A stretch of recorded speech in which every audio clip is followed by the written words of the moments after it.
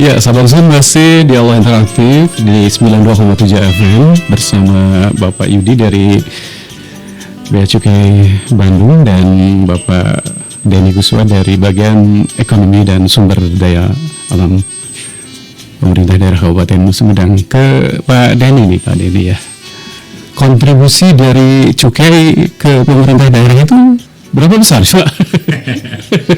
Alhamdulillah ya. Besar ya. Cukup besar untuk Kabupaten Sumedang. Yeah. Sumedang ini kalau kontribusi cukai ini kan ada yang namanya dana bagi hasil cukai tembakau ya. Yeah. Nah, Sumedang ini mendapatkan porsi yang cukup besar di Jawa Barat. Okay. Kita bisa dikategorikan nomor 3 di Jawa Barat. Nomor 3. Nomor 3. Walaupun memang untuk tahun ini ada penurunan karena sesuai dengan kebijakan secara nasional memang kita menurun. Tapi menurun ini artinya secara keseluruhan. Kalau lihat dari sisi bukan tingkatan lah, lebih kepada urutan yang menerima DBH-nya itu sendiri, tetap kita di nomor 3 setelah Karawang dan Garut. Nah, posisi kita itu sama dengan Garut ya sebetulnya, di mana dasar kita mendapatkan DBH ini karena posisi Kabupaten Sumedang ini kan sebagai daerah tembakau, Pak. Daerah tembakau. Ya. Luas tanaman tembakau kita itu kan nomor 2 di Jawa Barat ya setelah Garut. Kita mencapai sekitar lebih kurang ya 2.500 hektar tanaman tembakau. Ini kontribusinya cukup besar sebagai pembagi perhatiannya. Di sisi lain kita juga memang berkembang industri dari pendapatan cukai di yang menjadikan indikator pembagi juga kita cukup besar juga. Hanya memang kalah sama daerah lain khususnya di Karawang atau di Garut, khususnya Karawang, karena kita kan perusahaannya perusahaan industri kecil menengah IKM. Kalau di Karawang ini kan berupa pabrik rokok, mau tidak mau cukup jauh banget gitu ya perbedaannya. Tahun ini kita mendapatkan lebih kurang 15 miliar. Memang kalau dilihat dari sisi jumlah dengan tahun sebelumnya kita hampir tereduksi ya sekitar 50% lah. 50%. Kemarin kita kan dapat 34 ya, Pak. Ya. Tapi ini sama sih, kita juga nggak dilihat bahwa penurunan ini apakah karena faktor kinerja, apakah karena faktor ada kelalaian dari pihak pemerintah, tidak. Ini adalah kebijakan secara nasional. Jadi secara tren itu sebetulnya naik terus secara tren, karena kalau dilihat dari perkembangan penerimaan Kabupaten Sumedang dari DBH ini dari tahun ke tahun sampai dengan tahun 2025 ini trennya cukup naik terus gitu ya, tidak mengalami penurunan. Hanya kalau tahun sekarang itu ya tadi kebijakan pemerintah pusat dengan kebijakan cita-citanya Pak Presiden Prabowo, ada beberapa kegiatan-kegiatan yang akhirnya berpengaruh terhadap efisiensi terhadap dana-dana transfer ke daerah itu cukup banyak ya. Ada di situ ada KDMP, di situ ada sekolah rakyat atau kesehatan gratis. Tidak mau itu kan membutuhkan dana yang cukup besar. Nah, salah satunya yang terkena dari sisi itu adalah di antaranya adalah dari DBH ini sendiri. Tapi tentunya dengan jumlah ini pun masih menjadi bagian yang cukup besar di Jawa Barat dibandingkan kabupaten kota yang lain ya. Dan tetap ini menjadikan satu sumber pendanaan bagi pembangunan di Kabupaten Sumedang. Jadi Sumedang itu lebih besar atau lebih banyak sebenarnya dari produsen tembakau ya begitu ya? Betul. Jadi bukan dari cukainya mungkin? Ya kalau dari sisi data sih ya sebetulnya seimbang sebetulnya. Seimbang ya. Cuma melihat dari sisi persentasenya artinya kalau lihat data itu begini, dilihat sebagai penghasil itu kan di Jawa Barat ini jarang juga yang menjadikan daerah penghasil. Yang penghasil sama dengan Kabupaten Sumedang ini kan rata-rata di Jawa Barat itu kayak Sumedang seperti Garut, Majalengka, Bandung ya. Kita itu kalah pembaginya hampir sama, Garut, Bandung, Sumedang ini pembagi dari cukai itu kalahnya itu oleh Karawang. Kenapa oleh Karawang? Karena kalau Karawang itu kan pabrik rokok. Pabrik rokok itu mau tidak mau produksinya pakai mesin lebih tinggi gitu. Apalagi itu berupa batangan. Kalau kita kan kebanyakan di Kabupaten Sumedang yang penerimaan cukai itu hampir ada 34 pengusaha. Cuma 34 itu 32 pengusahanya itu adalah tembakotis. Sehingga hitungan cukainya sendiri kan lebih kecil. Pendapatan dikenakan cukainya lebih kecil kalau si tembakau linting itu gitu. Pak Yudi, ada pengaruh nggak misalnya kalau tingkat peredaran rokok ilegal di Sumedang hanya misalnya meningkat atau semakin tinggi, pengaruhnya ada nggak misalnya dengan perolehan cukainya bagi hasilnya ke pemerintah Sumedang? Iya, jadi kalau cukai itu kan kita kumpulkan seluruh Indonesia ya, masuk di Sumedang.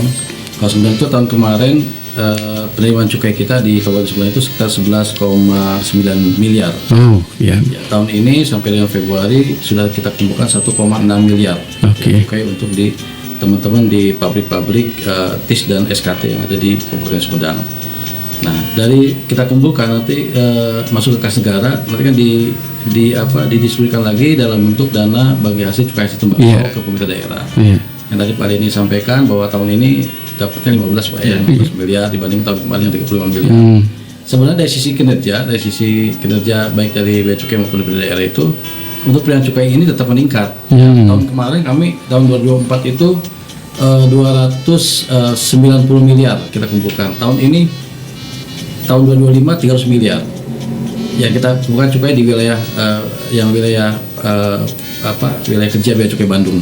Iya. Ada peningkatan dari sisi itu. Dari sisi tangkapan pun juga kita ada peningkatan. Ya. Nah ini tapi kok bisa dana DBHC itu bisa berkurang. Nah, tadi Pak Ade sampaikan gitu kan itu kita tidak bisa ini ya karena itu urusan dari pemerintah pusat. Bahwa ada prioritas pembangunan lain betul. Atau program lain. Program-program yang dilaksanakan ya. Jadi sebenarnya tidak ada pengaruh misalnya kalau misalnya dari bagi hasil ya.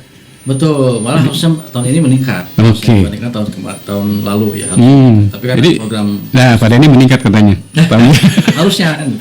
Ya. Cuma jumlahnya yang menurun. Mau tidak mau dengan jumlah menurun ini, ya mau apapun ceritanya, pasti pembiayaan pembangunan juga pasti tepat. Tapi kalau dari sisi ini ya, dari sisi pemerintah pusat menyampaikan. Sebenarnya uangnya juga masuk juga ke pemerintah daerah kan, tidak langsung tapi dalam bentuk tadi dalam bentuk yang lain, program yang lain yang dikelola oleh pemerintah pusat. Iya, ada kesehatan ya. Betul, Baik, sahabat di sini ada pertanyaan Pak Yudi dan Pak Denny ya, dari Kang Maman di mana Burjo, bagaimana pemerintah katanya dapat membantu pedagang rokok legal di Sumedang untuk menghadapi rokok ilegal yang lebih murah dan keuntungannya cukup lumayan katanya. Bagaimana nih? Ya, memang susah juga ya kalau misalkan bagaimana cara memfasilitasi para pedagang legal memerangi dari sisi beredaran. Memang akan terjadi satu hal yang cukup bertolak belakang ya. Di satu sisi bahwa maraknya rokok ilegal ini artinya memang pasarnya ini bagus gitu ya. Ada ya. Artinya kan kenapa marak? Karena memang yang belinya banyak gitu. Gitu. Mungkin karena harganya begitu. Ya itu, karena harganya memang murah. Kebanyakan kan kalau tadi dari sudut pandang kesehatan, mau legal maupun ilegal sama aja, yang namanya rokok kan bagi kesehatan kurang bagus gitu. Hanya yang jelas tentunya sosialisasi, edukasi yang tadi dilakukan itu ada satu upaya yang kita lakukan. Betul. Lalu bagaimana sih untuk melindungi gitu ya, melindungi itu? Tentunya kalau secara langsung satu persatu kita lakukan edukasi, tentunya belum bisa langsung gitu ya. Tapi kita lebih kepada ke preventif aja. Betul. Preventif gitu. Ini ada penelpon dulu. Halo. Sampurasun. Ya, waalaikumsalam warahmatullahi wabarakatuh. Dengan siapa di mana nih? Ya. Saya Tina. Tina, dari mana Tina? Dari Tanjung Sari. Tanjung Sari, jauh juga nih. Om Ciko, maaf, saya usaha toko kecil-kecilan. Apa boleh saya menjual tembakau yang tanpa cukai dikarenakan di tempat saya tinggal banyak petani tembakau. Nah, Tanjung Sari itu betul salah satu ya. Ya. Terus? Dah, cuma itu aja. Ya. Oke, terima kasih Vina ya dari Tanjung Sari katanya nih. Boleh nggak toko kecil jual tembakau tanpa cukai? Ya. Mungkin kalau dari sisi kami di pemerintah daerah, boleh tidak? Tentunya boleh Pak. Ya. Om Ciko ya, boleh ya? Boleh. Hanya mungkin kalau tembakonya kan ada berbagai jenis nih. di Tanjung Sari itu betul daerah penghasil, daerah olahan tembakau juga di situ. Yeah. Itu juga beberapa warungan menjual juga tembakau yang sifatnya tembakau linting gitu ya. Yang itu sudah diolah ya untuk merokok ya. Permasalahannya di situ. Ada yang telah diolah dalam konteks ada rasa dan lain-lain. Itu dicampur ada ya. yang sifatnya masih tersendiri. Oke. Nah, kalau yang istilahnya udah ada campuran, nah ini nanti kena dengan aturan yang disampaikan Pak Yudi nih. Nah, harus pakai cukai. Ini satu lagi nih penelpon ya. Halo, Sampurasun. Halo. Rampes. Oke, dengan siapa di mana nih? Dengan Putri di Rancamulya. Rancamulya. Di Rancamulya juga perkesan ada ya tembakau. Pasti. Oke, Putri, kenapa Putri? Ada yang mau ditanyakan ke Pak Denny atau ke Pak Yudi nih? Ya, mau nanya ini, bagaimana cara meningkatkan kesadaran masyarakat Sumedang tentang bahaya rokok ilegal dan pentingnya membeli rokok legal? Nah, ini ya. Terima kasih. Ya, terima kasih untuk Putri ya di Rancamulya. Tadi mungkin sedikit sudah dijelaskan ya. Sekarang Pak Yudi lagi lah. Bagaimana meningkatkan kesadaran gitu ya. Jadi menyambung dari Pak Denny tadi ya terkait dengan boleh nggak sih itu jual tembakau.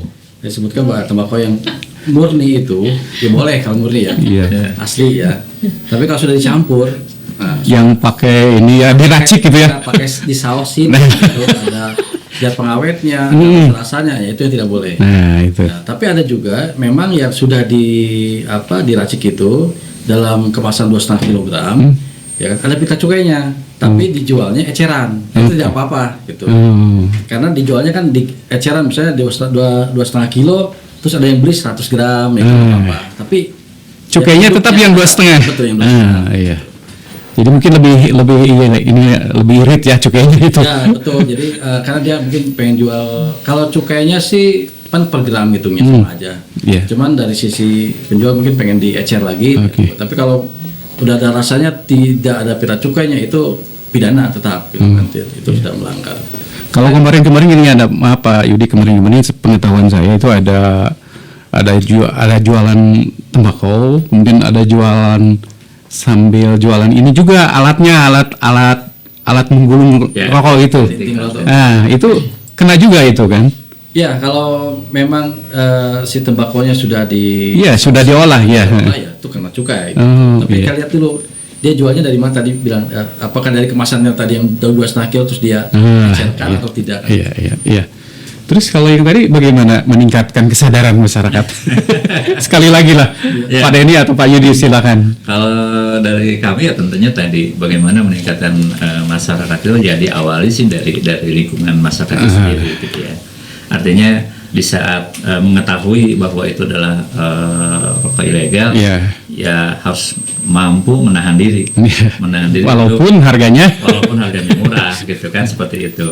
Hanya tentunya kami di pemerintah daerah seiring dengan proses kebijakan dana bagi hasil cukai ini tentunya berupaya melalui media elektronik, media massa, kita selalu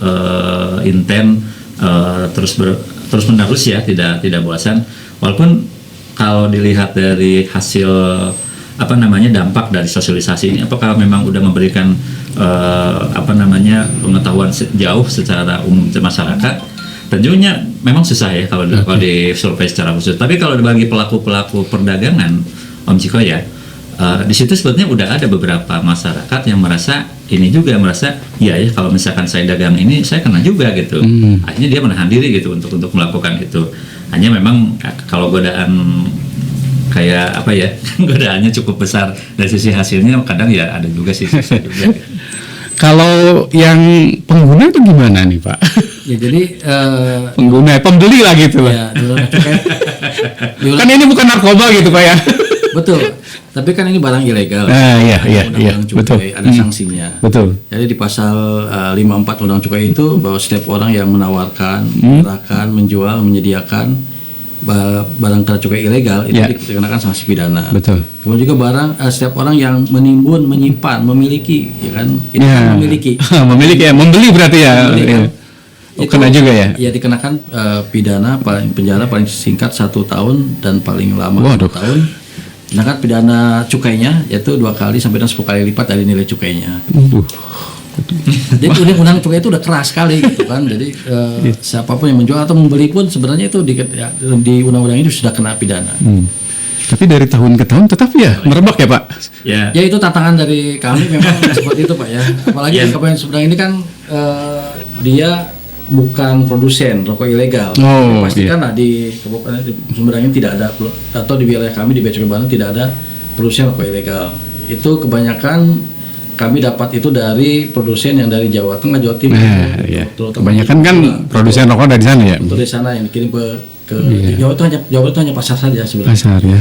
Waduh, pasar. Nah untuk tadi untuk kesadaran ya, gimana sih untuk menyadarkan masyarakat ya. Memang kita pada saat sosialisasi itu kita beritahukan bahwa mengedukasi masyarakat bahwa kalau kita mengkonsumsi rokok ilegal berarti tidak ada cukai, tidak ada penerimaan buat negara. Ini penerimaan itu buat siapa sih? Kan buat masyarakat juga. Buat kesehatan, ya kan, buat pendidikan dan lain sebagainya. Kalau semua masyarakat mengkonsumsi rokok ilegal, nanti pemerintah akan kehilangan 244 triliun per tahun ya. Itu dari cukai ya. Aduh, banyak juga ya. Bukan banyak juga, itu memang banyak. Tapi kan memang kalau dari sudut pandang masyarakat tentunya kita pahami di saat kita edukasi kaitan bagaimana loss-nya pendapatan negara di saat maraknya rokok ilegal ini, memang kalau bagi masyarakat memang itu kan nggak terlalu ini, tidak terlalu memahami proses sampai di situ gitu ya. Akhirnya memang di sini perlunya peran semua stakeholder yang ada di masyarakat ikut berperan gitu ya. Sehingga memang ada beberapa pemikiran ke depan kita ada sebagaimana melalui selain media-media massa yang kita lakukan saat ini, sebetulnya mungkin media kelompok masyarakat, tokoh-tokoh masyarakat juga harus memang kita lakukan. Masyarakat banyaknya di mana, kelompoknya seperti apa, mungkin nanti sasarannya kita arahkan ke sana. Ya, kalau dulu kan dari Bea Cukai itu ada program-program seperti musik gitu ya Pak, di alun-alun gitu. Sekarang masih Pak? Program kita tahun ini ada namanya Sapa Wargi ya. Sapa Wargi ya. Mungkin nanti di setiap kabupaten kota kita akan kunjungi pada saat Car Free Day mungkin. Kita akan buka booth di situ kan. Kita akan edukasi masyarakat. Betul. Tidak hanya tentang rokok ilegal, mungkin tentang yang lain-lainnya juga. Cukai juga semua. Tapi memang nggak boleh sekarang. Oh iya.